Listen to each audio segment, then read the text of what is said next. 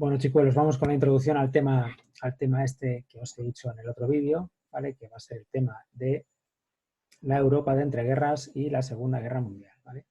Para poneros en primer lugar un marco cronológico claro, estamos hablando de un periodo de la historia de Europa y del mundo que abarca desde 1918, en que acaba la Primera Guerra Mundial, hasta 1945, en que finaliza la Segunda Guerra Mundial, ¿vale? Son 27 años. ¿Vale? Que podríamos dividir en dos etapas, que es la Europa de entreguerras propiamente dicha, es decir, Europa en la que hay un sarao de tres pares de narices, pero no hay una guerra como tal, ¿vale? Aparte de guerras civiles, que eso sí, incluyendo la española del 36 al 39, ¿vale? Que es la Europa de entreguerras del 1918 a 1939. Y luego la Segunda Guerra Mundial, que es otra fase en sí misma, ¿vale? Que va del 39 al 45. ¿Vale? Es un periodo sumamente singular de la historia que, bueno, a todos el mundo le llama la atención porque tiene lugar el fascismo, el ascenso de Hitler, de Mussolini, la implantación del comunismo en la URSS, la figura de Lenin y de Stalin, que son los dos primeros dictadores de la Unión Soviética, ¿vale? Que es como se denominó Rusia a partir de entonces, a partir de ser comunista, en fin, un periodo realmente paradigmático, seguro que el más interesante de la historia, para los historiadores es el que más llama la atención, ¿vale? Que tiene una serie de claves que me gustaría desentrañaros ahora mismo, ¿vale? Como una breve introducción para que luego en los vídeos que ponga a continuación se comprenda todo mejor.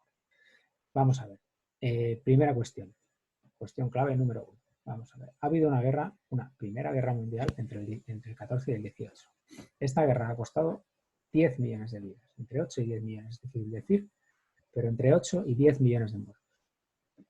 20 millones casi de heridos, algunos muy graves, que tienen que volver a intentar llevar una vida normal como puedan.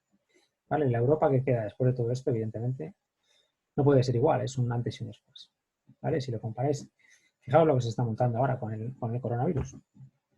¿Vale? Está siendo un episodio de crisis difícil para todos, ¿vale? Lo estáis viviendo en vuestras carnes. Pues ahora mismo en Europa llevamos 120.000 fallecidos aproximadamente. ¿Vale? En España, 24.000, un poco más de 24.000 ahora mismo, a día de hoy. Y estamos hablando de, en la Primera Guerra Mundial, casi 10 millones de fallecidos, 20 millones de heridos, muchos mutilados de guerra o con taras psicológicas súper fuertes. En fin. Imaginaos la brutalidad de aquel acontecimiento, es una cosa muy, muy, muy radical. ¿Vale? Pues lo primero que pasa es que tenéis que entender que la Primera Guerra Mundial marca un antes y un después para todos. Después de la Primera Guerra Mundial, lo vimos brevemente en un texto que os di, se implantan o nacen muchos países nuevos y básicamente toda Europa se convierte en una multitud de países con sistemas democráticos, ¿vale? Con parlamentos que hacen leyes, que son elegidos por los votantes por un sistema prácticamente siempre de sufragio universal, por lo menos masculino y luego incluso universal en el sentido de masculino y femenino, ¿vale? Total, que parecía que después de la Primera Guerra Mundial llegaba un momento de tranquilidad en el que se imponía la democracia como sistema dominante.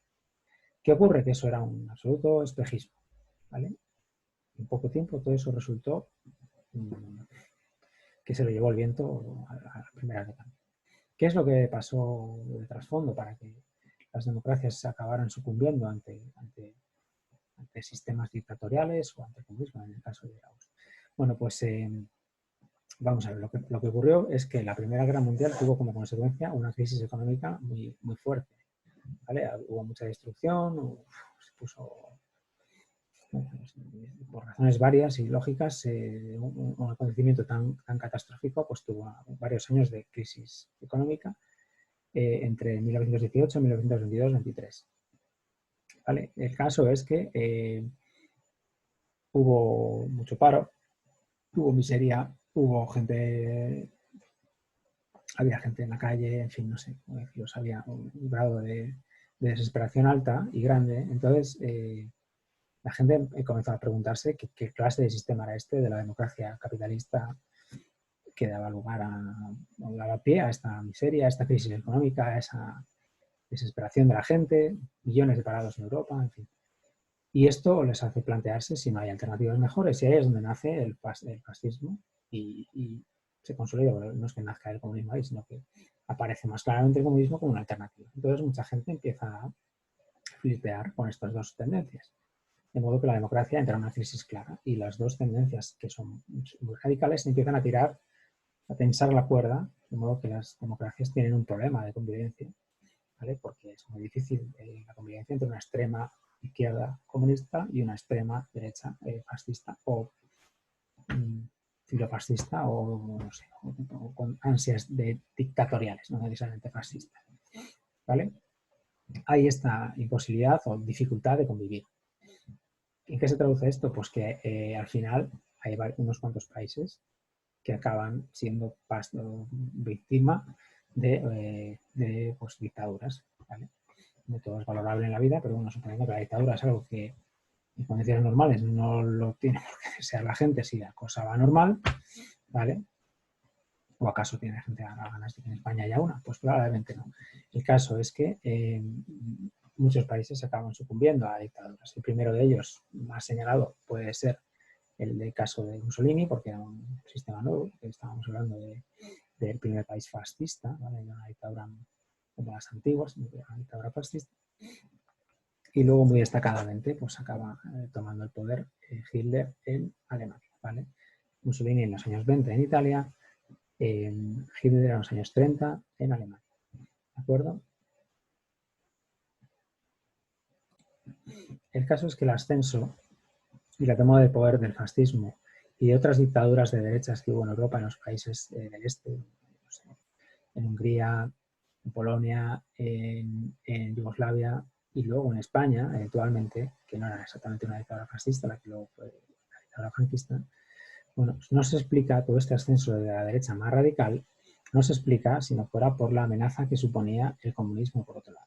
Es decir, el comunismo, si recordáis en las teorías de Marx, lo que proponía era acabar con la propiedad privada, nacionalizar los medios de producción, las empresas, sobre todo las grandes empresas, pero bueno, al final todo, nacionalizar las tierras, que todo sea de todos, ¿de acuerdo? Y crear un nuevo tipo de sociedad basada en la propiedad comunal, ¿de acuerdo? Esto, para quienes tenían propiedad privada, era una amenaza, evidentemente. Para los empresarios, para los pequeños empresarios, para los dueños de pequeños comercios, para todo aquel que tenía un nivel medio o alto en la sociedad, era una amenaza. Incluso para los pequeños propietarios rurales, propietarios de pequeñas tierras, ¿no? Porque es gente con mucho dinero. Todos esos se sintieron amenazados por el comunismo. El comunismo en principio estaba en la URSS, en Rusia, pero es que, digamos, que se expandía en los partidos comunistas de Europa, incluso influía en los partidos socialistas, que no tendrían por qué ser tan radicales, pero en parte el socialismo se había abocado a radicalizarse por la situación de miseria y demás. ¿Vale? Como decimos, nosotros tenemos que plantear una alternativa a este capitalismo que acaba con los obreros en la calle, en el paro. ¿De acuerdo? Este comunismo supone una amenaza de tal calibre para mucha gente de la sociedad europea que acaban pasándose al lado opuesto, en el sentido de, para detener al comunismo, si tengo que apoyarme en partidos fascistas que son su archienemigo, pues me apoyo. ¿De acuerdo? Y acabo votando esto. Así tomó el poder Mussolini, en cierto modo, y desde luego así lo tomó Hitler. ¿Vale? Las elecciones que llevaron a Hitler al poder de modo democrático, porque en principio fue de modo democrático como tomó el poder, luego ya se deshizo de toda la oposición de modo violento, las elecciones que llevaron a Hitler al poder tuvieron el Partido Comunista era otro de los partidos que consiguió muchos votos. Y el centro político estaba cada vez más debilitado, cada vez más pillado en una pinza entre los más radicales de derechas y los más radicales de izquierdas. ¿Vale? Esto es lo que hay que entender. La Primera Guerra Mundial es un antes y un después, marca una etapa de mucha crisis económica, mucho paro, mucha desesperación y entre la desesperación la gente acaba radicalizándose políticamente, o votando a las opciones comunistas o a un socialismo que es un poco ambiguo, que no sabemos si quiere nacionalizar la propiedad privada o no, o por otro lado a partidos de derecha radical o fascistas. ¿Vale? Al final llega Hitler al poder y Hitler en los años 30 está en un tiempo tranquilo, pero luego acaba desencadenando la Segunda Guerra Mundial porque intenta, bueno, básicamente el plan de Hitler era dominar Europa, ¿de acuerdo? Invadir básicamente todos los países europeos para instaurar una Europa sometida al poderío de Alemania, porque además todo esto tenía una especie de trasfondo racial en el cual pues, se entendía que la raza germana, la raza aria, Los norte-europeos tenían que ser los líderes de una Europa que trabajara poco menos que para ellos. ¿De acuerdo? Este intento de expansión de Hitler acabó traduciéndose en la Segunda Guerra Mundial. Lo que pasa es que a Hitler le acabó parando la Unión Soviética, eventualmente, ¿vale? Con la ayuda posterior de Estados Unidos, ¿vale? Pero en Europa la parte de la Segunda Guerra Mundial enfrentó a unos y otros y acabó ganando más bien la Unión Soviética.